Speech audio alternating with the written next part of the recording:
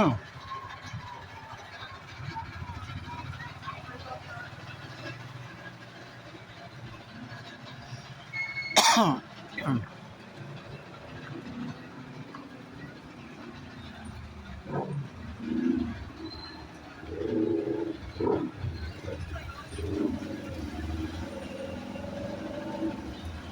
guys, magandang hapon ulit, no?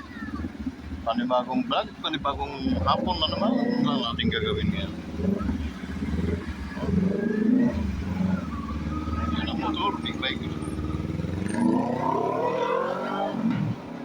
Medyo maano ngayon guys, maulap. Yan, no? Ito yung kaganapan ngayon. Ay papasyal ko muna kayo. Ang ating ano ngayon, una ng content ay yung sayang na palay, no?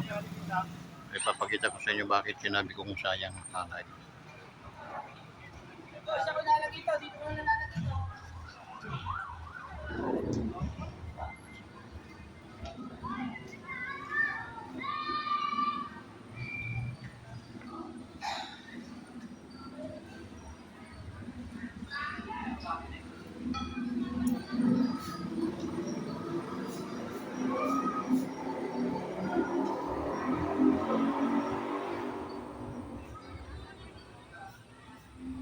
Ito guys, sinasabi kong sayang na palay.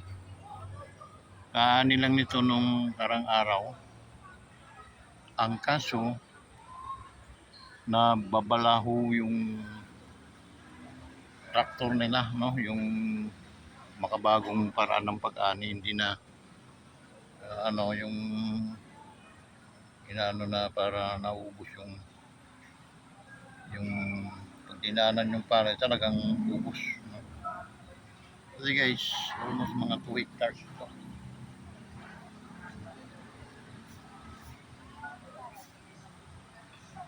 Abot hanggang doon sa kabila, sa lasan.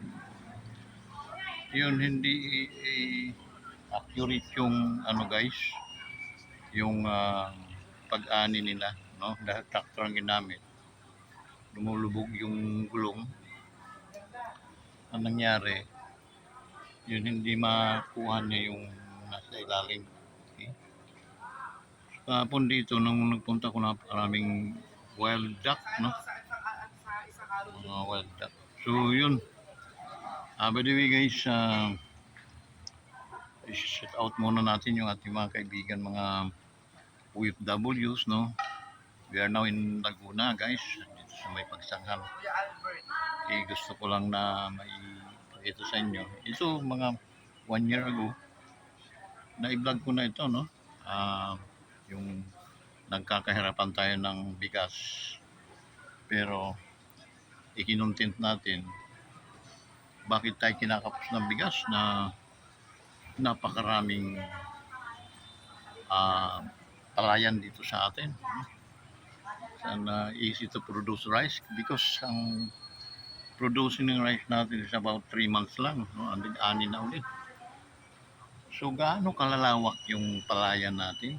Tingnan mo lang yan, dito pa lang yan, no? Sa part ng Pagsanghan, sa may Arisa portion pa lang to. Mayroon pa ito guys, mga taniman ng palay, banda sa kabila naman, napakalawak yan. Pero hindi maganda ang ano ngayon, yung ani nila. So yan, shout out muna sa ating mga solid ka-wanderers scattered around the world, no? Maraming salamat po sa inyong suporta sa ating YouTube channel. Maraming salamat din sa pagtangkilik ninyo sa ating hindi nyo po iniwan sa ere.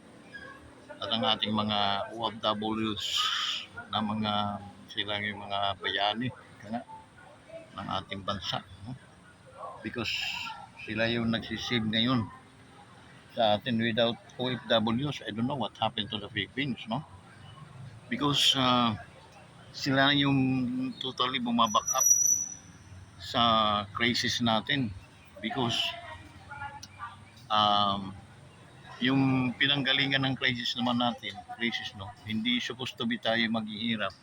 Ang problem, ninanakaw yung ating mga pera ng ating bansa, ninanakaw ng mga karamihan nandyan sa Congress, no, mga kongresista. Okay? Ilan naman dyan sa Senado, siyempre may hari yun, no?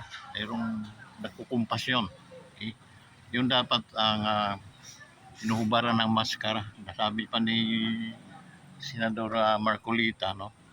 Hindi naman hinuhubaran ng maskara itong pinuno, no? Yung pinuno dapat ang hubaran.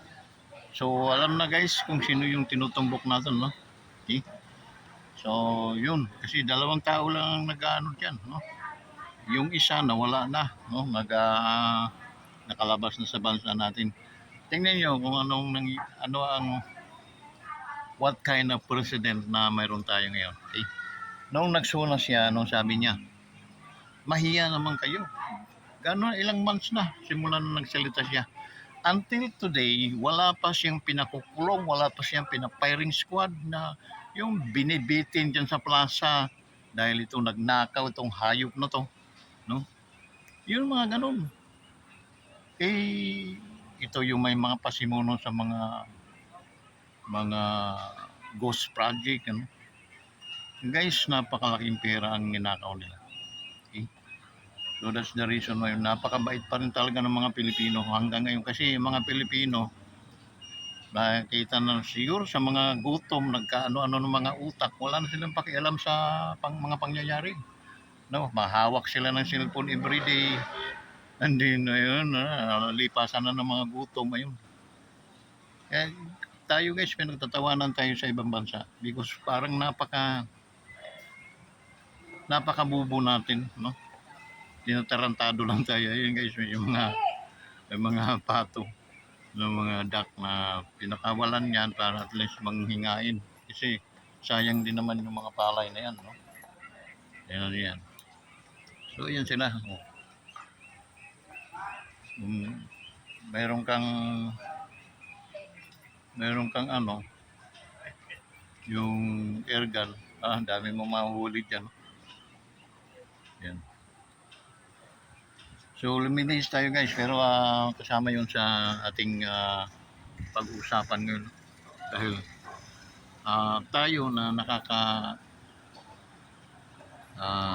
nakakaramdam ng yung nakakapag-isip tayo, no, ng mga nangyayari, parang ang hirap patawarin ng mga taong nagkasala sa atin. Kasi tingnan nyo, bayad tayo ng bayad ng buwis, no? Halos ang mga Pilipino kulang na sa tulog, kulang na sa kain, kulang sa pera, pero bilyon-bilyon, trilyon-trilyon yung ninanakaw ng mga animal ng mga kongresista, kontraktor, okay? At mga pinagyayabang pa, no? Na yumaman sila. Kaya hindi alam na mga ninakaw lang pala mga yudiputa, no? So, yun. So, dito lang sa itong government na ito nakakahiya. Okay? Unang-una, bangag, no? Bukod sa bangag, gusto rin niya maging bangag din yung mga Pilipino. Yung magsasalita na walang yung walang pundasyon, no? Pinaimbestigahan yung mga anomalya, no? Pero hanggang ngayon wala pa siyang pinugutan ng ulo. Okay? So, ano mangyayari diyan, no? May mga pera yung mga hayop na yun, hindi nagsipaglayasan na yun, napuntahan na sa ibang bansa. Ang mga pera nila, ipinaglilibig na kung saan-saan o transfer na nila kung saan sa mga bangko. Hindi na ma-sequestered. Ma-sequestered mo na lang yung mga bahay-bahay na makano lang mga halagan yan, no? Sabihin natin 50 million, 100 million. Mga ganun na lang. May mga rare-rarean man na sa matter of millions lang. May paano yung mga billion, trillion na mga ninakaw nila. Eh, So yun lang isang ano guys, what happening to the Philippines today? Actually, tayo yung mayroong standard thoughts or mind, no?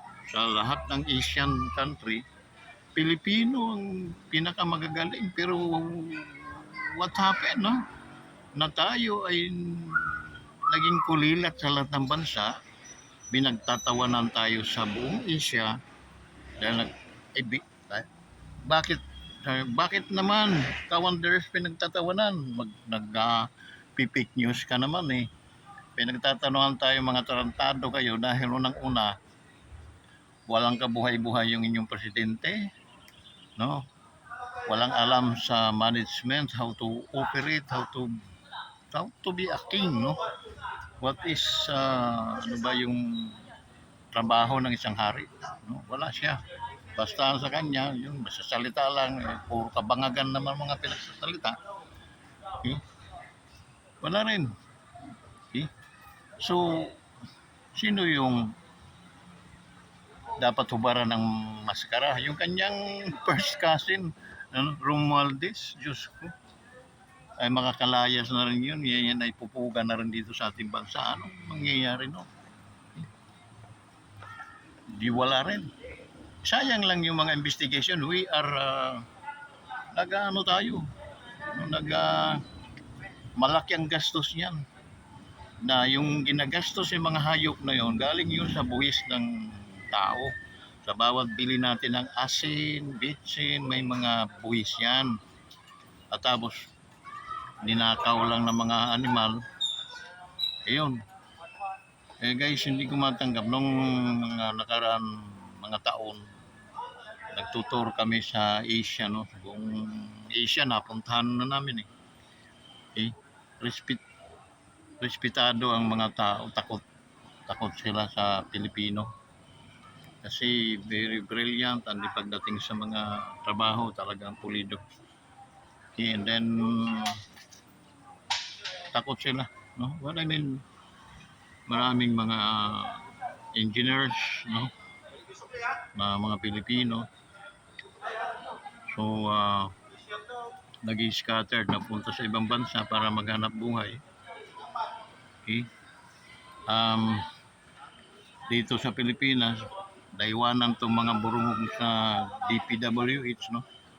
Ngayon lang naman sila dumali kasi si Vizcaya, tinanong, bakit ano, during Duterte administration, wala kayong sinisiwalat? Sabi, oo, noong Duterte administration, takot kami mandugas. Hindi kami nakadugas dyan. Nang nawala na si Duterte, doon kami nakadugas. Kasi burungog itong presidente ninyo ngayon, no? Walang kakwenta-kwenta. Hindi naman magsasalita, mahiya naman kayo. Until today, wala pa siyang pinupugutan ng ulo. Utragis na presidente na yan. No? So, doon mo makikita na wala talagang alam. And then magsasalita, parang may tama, no? Parang may tama. So yun, talagang ano talaga, no? Desidido talaga siyang linisin ng government niya, no? Unang-unang ibitay niya yung kanyang pinsan. Okay? O ito na mga Pilipino, bahala kayo dyan, balatan ninyo ng buhay itong putang inang ito. No? Yan. Ako unang maglalaplap ng balat ng animal na yun. Okay? So yun, kasi nga nakakainis. No? Nakakainis yung pandurugas nilang walang talagang sinipsip nila yung pera ng Pilipinas. Eh, nakabili sila ng mga magagarang mga sasakyan. May jet plane sila, no? Mga private plane na mamahalin yun. Helicopters. Kanilang mga sasakyan, puro mga mamahalin. Ang kanilang mga bahay, puro nasa exclusive subdivision. At putang ina, kahit isang dekada o 10 dekada ka magtrabaho sa gobyerno, hindi mo kayang bilhin yun. Unless magnakaw nga kayo, magnanakaw nga mga hayop na yun. Okay? Kami, nagre-react kami, no, mga guardians, talagang nag-titix na sa amin, no? And then, yung mga retired na mga kasundaluhan, ano na rin, no? Puno na rin. Kaunti na lang talaga ito, rebook na siguro tayo talaga. Kasi, anong mangyayari sa atin? Mananatili na tayo mga burungog, no? Wala tayong pakialam, kaya pinagtatawanan nga tayo dahil na ano, tayo yung naging kulilat sa buong Asia, no? Tayo dati ay pangalawa sa Japan during 70s, no? Una nangunguna Japan, kasunod tayo ng Japan. How come na today ano tayo ngayon, kulilat tayo, nakakahiya guys, nakakahiya. Now yun pa man, enjoy na rin lang natin ang ating life kasi lahat naman tayo, hindi naman taga rito sa mundong ito. At naman tayo ay pumapanaw, no? Sabi ni Irap ay wither nga lang ito. No, naunahan lang. So, yun.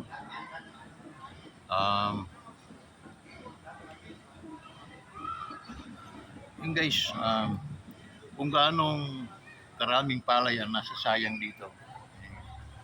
Palay yan guys, yung mga nakikita natin. Yun, palay yan, hindi na yan maani. Okay? Hindi na. Yan, papabayaan na lang yan, pagkain na lang yan ng mga ibon. Udak.